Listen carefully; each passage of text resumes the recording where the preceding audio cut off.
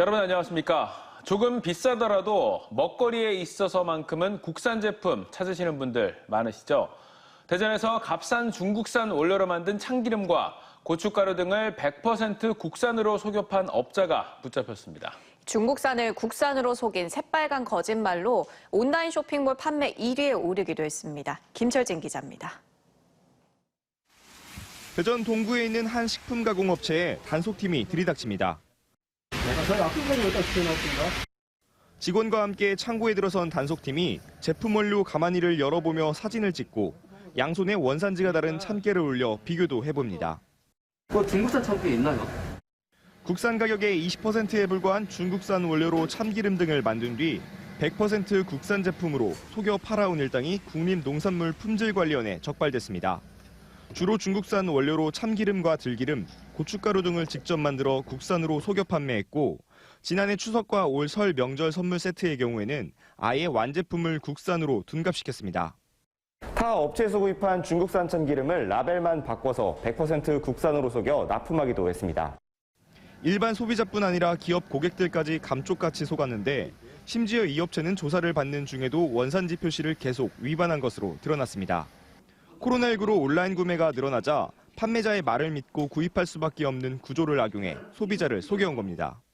가격도 저렴하고 또 국산으로 표시를 해서 판매를 하다 보니 국내 유명 온라인 쇼핑몰에서 2021년 1월 달에 참기름 판매 부분 1위에 오르기도 했습니다. 이처럼 원산지를 속여 파는 방식으로 지난해 6월부터 2억 8천만 원가량의 부당이익을 챙겼습니다. 농산물품질관리원은 관련 법에 따라 이 업체 정보를 홈페이지에 공표하고 이달 중으로 검찰에 송치할 계획입니다. 이와 함께 농식품을 구입할 때는 원산지를 반드시 확인하고 다른 업체보다 가격이 지나치게 저렴할 경우 반드시 의심하고 농관원 누리집 등에 신고할 것을 당부했습니다. TJB 김철진입니다. 전 세계적으로 열풍을 불러일으킨 오징어 게임의 특수 영상 장면 대부분이 대전에서 제작됐다는 사실 알고 계십니까? 대전시가 이렇게 제2, 제3의 오징어 게임 같은 글로벌 영상 콘텐츠 작품을 만들기 위해서 특수 영상 콘텐츠 클러스터 조성 사업을 추진하고 있습니다. 정부 예산을 지원받는 예비 타당성 조사를 통과하면서 특수 영상 도시 대전의 새로운 미래가 열릴지 주목됩니다. 유재일 기자의 보도입니다. 융복합 특수영상 콘텐츠 클러스터 조성 사업에 대한 기획재정부의 예비 타당성 조사가 최종 통과되면서 대전시는 세계적인 특수영상 허브로 발돋움할 수 있는 준비에 착수했습니다. 예타 통과로 국비 738억 원과 같은 규모의 12등 총 사업비 1,476억 원이 투입돼 지상 10층, 지하 4층의 특수영상 클러스터 허브가 건설됩니다. 위치는 오징어 게임의 특수영상 제작 현장이 된 대전 큐브 바로 옆에 조성되고 내년에 첫 삽을 떠 오는 2025년 준공됩니다. 새로운 특수영상 기술을 개발을 하고 양질의 인력들이 체계적으로 기업들에게 수급될 수 있는 그런 여건을 만들어서 명실상부한 대한민국 최고의 융복합 클러스터 조성 사업에 단지로서 우뚝 설 수 있도록 하겠습니다. 특수영상 클러스터엔 중대형 특수영상 전용 스튜디오 3개 층과 특수조명, 분장, 음향 등 특수영상 제작 전문 기업들이 입주할 공간이 마련됩니다. 대전 지역 관련 기업들과 수도권에서 이미 80여 개 업체가 이전을 희망해온 상태입니다. 중소기업들이 성장할 수 있는 지원 사업과 우수한 교육 사업을 통해서 인재가 발굴될 수 있도록 하는 부분에서 굉장히 기대감이 높다라고 생각합니다. 또 특수영상 전문 인력을 양성하는 아카데미와 컴퓨터 그래픽 등 사후 편집 작업 공간, 최종 완성작 사전 시사 공간 등이 들어섭니다. 전자통신연구원 등 특수영상 분야 기술을 보유한 정부 출연연구소와 제작 기업들의 협력 시스템도 구축됩니다. 대덕단지의 R&D 기술이 대전 스튜디오 현장에 적용이 돼서 글로벌한 콘텐츠 기술로서 업그레이드 되는 특수영상의 심장이 될 수 있는 중요한 계기라고 생각합니다. 대전에서 제작된 오징어 게임 킹덤은 이미 한국을 넘어 전 세계인의 인기 콘텐츠가 되고 있습니다. 글로벌 영화나 드라마 제작의 가장 중요한 요소인 특수 영상의 허브로 대전이 급부상할 수 있는 절호의 기회가 될 전망입니다. TJB 류재일입니다.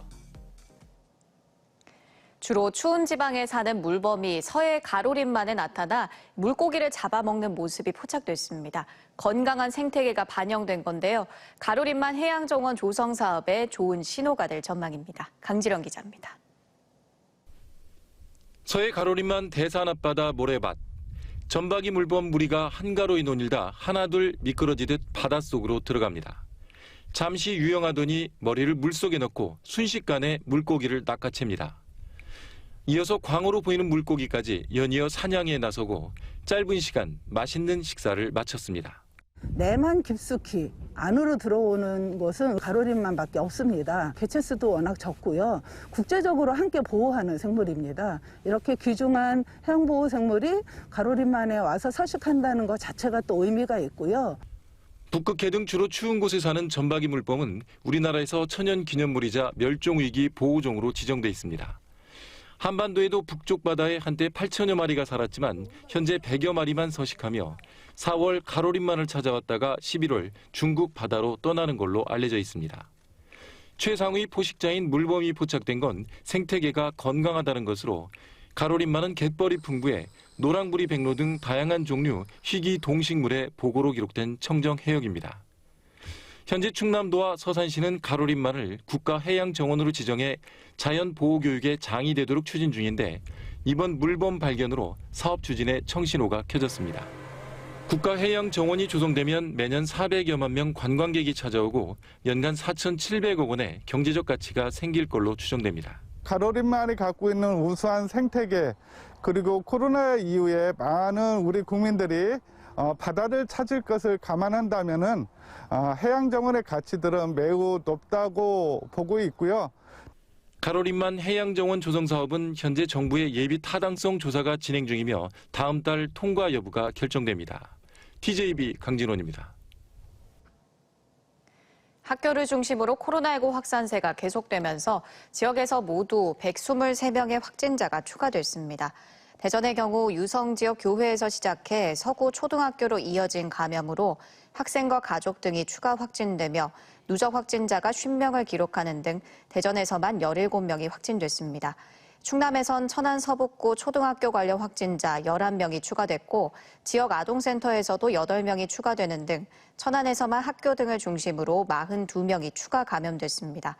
또 충남 금산과 논산, 아산 등에서도 추가 확진이 이어지면서 충남에서만 106명의 확진자가 발생했으며 세종에서는 오늘 하루 추가 발생은 없었습니다. 올 들어 대전의 집값 누적 상승률은 지난해와 비슷했지만 충남은 3배 가까이 올랐습니다. 반면 세종은 상승폭이 크게 둔화됐습니다.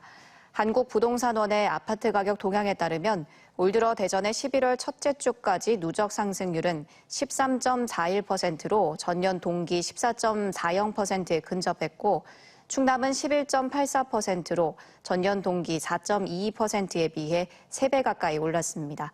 반면 지난해 같은 기간까지 39.57%나 폭등했던 세종은 규제 영향에 따른 매물 누적 등으로 2분기 이후 보합 또는 하락세가 지속되면서 올 들어 2.03% 상승에 그쳤습니다.